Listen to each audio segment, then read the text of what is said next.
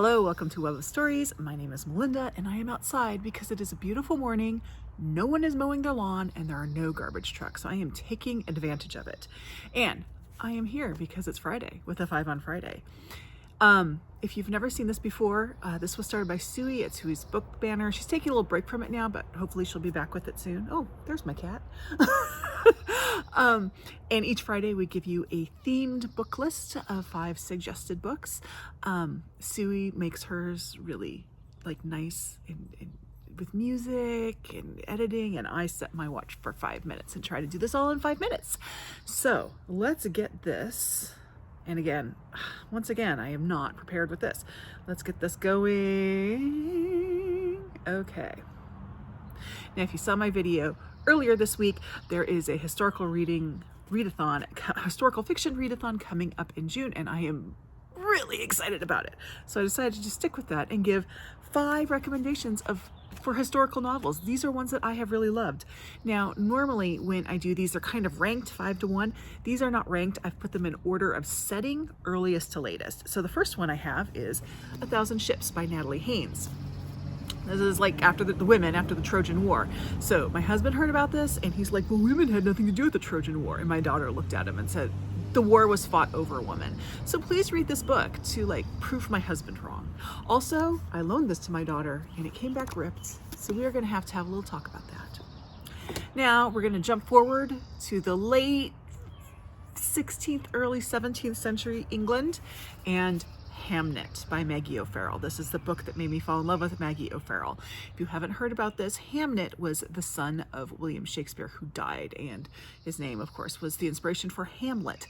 So this book is about his son's death. It's really more about Shakespeare's family. However, they are never named as Shakespeare. Shakespeare himself is never named in this book, although you know what it is. This is just a heartbreakingly beautiful book. As a mother, I just thought it was gorgeous and moving and so wonderful. Everything they say about this is true.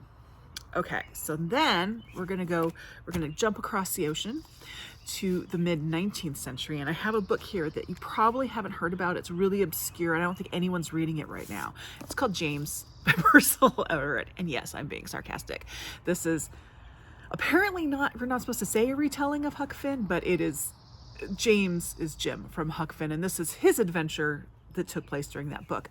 I am not someone who likes Huck Finn.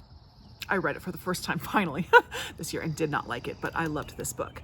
Now, I'm normally not someone who reads books when the hype is really high, but in this case, I'm glad I did because so far, people have been really good about not saying what's in this book. And the longer you wait to read it, the more likely it is you're going to hear things. Not that this is a book that's really plotty and there's twists and things like that, but it's just nice to come upon these things and discover them for yourself.